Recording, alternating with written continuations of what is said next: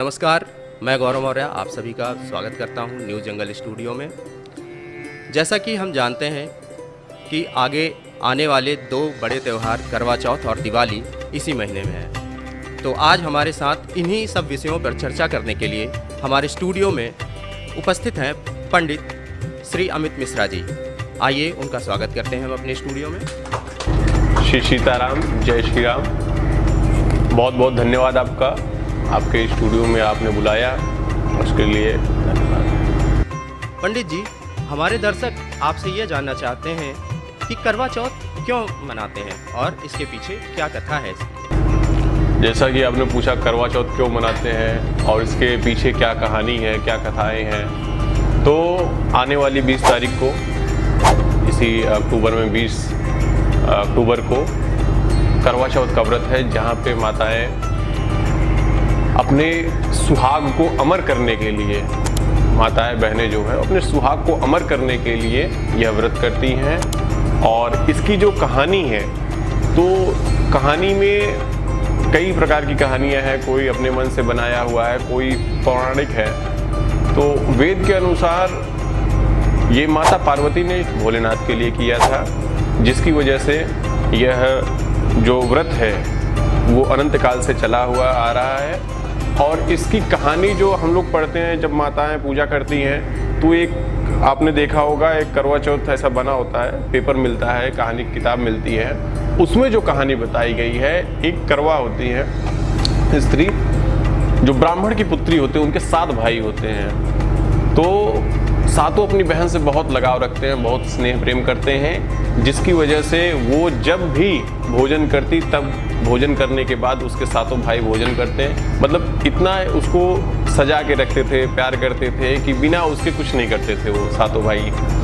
तो एक दिन ऐसा आया कि करवा अपने पति के लिए व्रत रखे हुए थी और उन सातों भाइयों को पता नहीं था। तो अपने ऑफिस से, अपने जहाँ पे व्यापार करने गए थे, वहाँ से लौट के आते हैं, शाम को देखते हैं कि मेरी बहन ने अभी तक भोजन नहीं किया है, अभी तक अपना पानी का एक गिलास भी नहीं पिया है। तो सातों भाइयों ने अपनी बहन से पूछा कि बहन क्या बात है, आपने अभी तक पानी क्यों नहीं पिया, भोजन क्यों नहीं कर रही हैं? तो बहन ने अपना जो भी व्याख्या दी, अपनी व्याख्या की कि आज मैं व्रत हूँ और आज चौथ का व्रत है मेरा, इस वजह से मैंने अभी पानी नहीं किया, ये अपने पति के लिए कर रही हूँ। तो भाइयों को लगा कि नहीं, मतलब सुबह से लेके शाम हो गई, अभी तक मेरी बहन ने पानी भी नहीं पिया हुआ है, भोजन भी नहीं किया हुआ है, और उनको भी भूख लग रही थी। इस वजह से उन्होंने झूठ बोलना चाहा, और झूठ बोलने के लिए वो छोटा वाला, सबसे छोटा भाई 7वें नंबर का जा था, वो एक दीपक ले जाके वृक्ष के ऊपर चढ़ गया और वहाँ पे एक दीपक जला के रख लिया। और उसने अपनी बहन से बोला कि बहन देख, वो देख चाँद निकल आया। और उसकी बहन ने बोला जब तक चाँद नहीं निकलेगा चौथ का, तब तक मैं अन्न ग्रहण नहीं करूँगी और ना ही जल ग्रहण करूँगी। तो ऐसा झूठ बोल करके उसने व्रत खंडित करवा दिया और करवा ने इधर पानी पिया और भोजन करने लगी। तो पहला जो निवाला डाला उसमें उसको छींक आ गई, दूसरा निवाला डाला तो उसमें बाल निकल आया, और कुछ ही देर बाद खबर आती है कि उसका पति मृत्यु को प्राप्त हो गया। तो इसकी वजह से करवा ने अपने भाइयों को कोसा, अपने भाइयों को बोला कि ये तुमने गलत किया, ऐसा नहीं करना चाहिए था, अब मेरे पति नहीं रहे। तो एक संकल्प लिया। संकल्प क्या लिया कि मैं अपने पति को जिंदा करके रहूँगी, और इसकी वजह से संकल्प पूर्ण करने के लिए अपने पति का अग्निदाह न करके उसके पास उसकी सेवा करती रही, उस मृत शरीर की सेवा करती रही। और आने वाले फिर दूसरा जो करवा चौथ आया उसका, तो उसके शरीर पे बाल उगाए थे, मतलब घास उगाई थी, जो किसी मृत शरीर पे घास अपने आप उग जाती है, ज़मीन में बिस्तर पड़े पड़े, तो घास उगाई थी। और करवा ने अपने सभी भाभियों से, जो सातों भाभी थी, तो करवा के दिन सब पूजन करने के बाद आशीर्वाद लेने आई करवा से। तो करवा ने कहा कि सबको आशीर्वाद देते हुए सिर्फ इतना बोला कि आप सुहाग मुझे दे दो और यम को ले लो, यम मतलब मृत्यु ले लो, ऐसा उनसे आग्रह किया। तो सभी ने टालते टालते कि मतलब आप इनसे मांग लीजिए, मुझसे छोटी है उनसे मांग लीजिए, मुझसे छोटी हो मांग लीजिए। तो जब 6वें नंबर की बात आई, 6वें नंबर पे जो भाभी थी उन्होंने कहा जो 7वें नंबर की हैं, क्योंकि 7वें नंबर के ही जो भाभी थी उनके पति ने ही ये उनको गलती से व्रत खंडित करवाया था, तो उनके पास शक्ति थी कि मृत को जीवित कर सकती थी। तो 6वें नंबर की भाभी ने बोला है कि आप उनसे कहिए और उनको छोड़िएगा नहीं जब तक आपके पति को जीवित नहीं कर दें, क्योंकि व्रत में इतनी शक्ति होती है। तो करवा ने जब लास्ट भाभी जो 7वें नंबर की भाभी थी उनका पल्लू पकड़ लिया और रोती रही और गिड़गिड़ाती रही कि मेरे पति को जीवित कर दीजिए।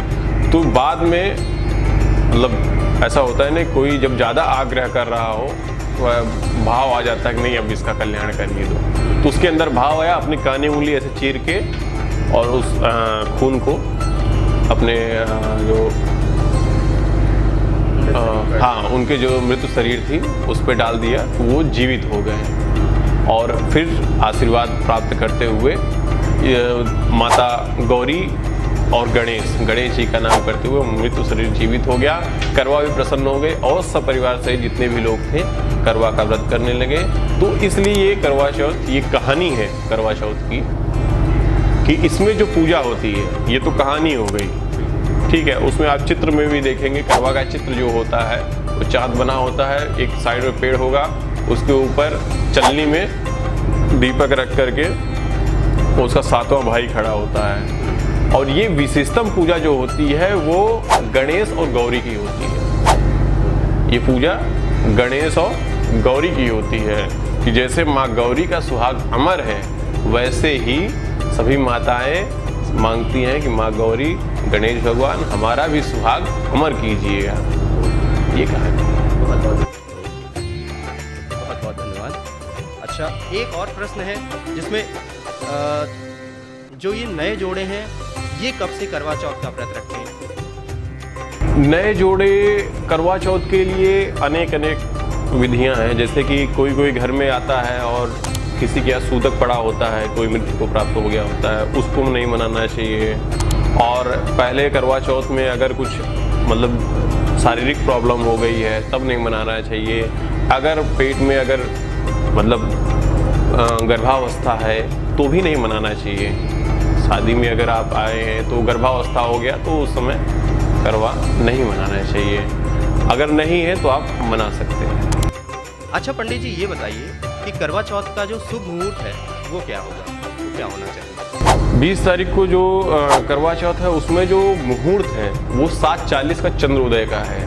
मतलब 7:40 पे चंद्रमा उदय हो जाएगा और उसी को देख के माताएं जल ग्रहण कर सकती हैं। इसके बाद पति का आशीर्वाद लेकर के भोजन ग्रहण कर सकती हैं। हाँ, विशेष ध्यान रखिए, करवा में पति का आशीर्वाद लेने के बाद अपने बड़ों का भी आशीर्वाद लें और भगवान का भी आशीर्वाद लें। ये बहुत ज़रूरी है। ये माताएं बहनें सिर्फ पति का आशीर्वाद लेती हैं, बड़ों का आशीर्वाद नहीं लेती हैं। और बड़ों का आशीर्वाद जीवन में बहुत महत्वपूर्ण होता है। ठीक है पंडित जी, एक और प्रश्न है कि जो ये व्रत है क्या ये निर्जला ही रखा जाता है कि इसमें पानी भी पी सकते हैं? देखिए, आज हमारी माँ और उनकी माता जी, आपके जो माता बहनें हैं जिनकी शादी हो चुकी है, और जब से हम इस धरा पे आए, इस धरती पे आए, भूमि पर आए हुए हैं, तब से मैं देख रहा हूँ कि हमारी माताएं बहनें भी बिना जल के ही व्रत का पालन करती हैं और शाम को अपने पति के हाथ से जल पी करके व्रत खंडित करती हैं। तो कहीं न कहीं पौराणिक भी कथाएं ऐसी हैं कि जहाँ पे जल नहीं पिया जाता। जैसे एक निर्जला व्रत भी, निर्जला एकादशी आती है, उसमें व्रत भी है निर्जला की। तो ऐसे ही ये भी है, लेकिन इसमें शाम को पानी पी लिया जाता है अपने पति के अनुसार। जी।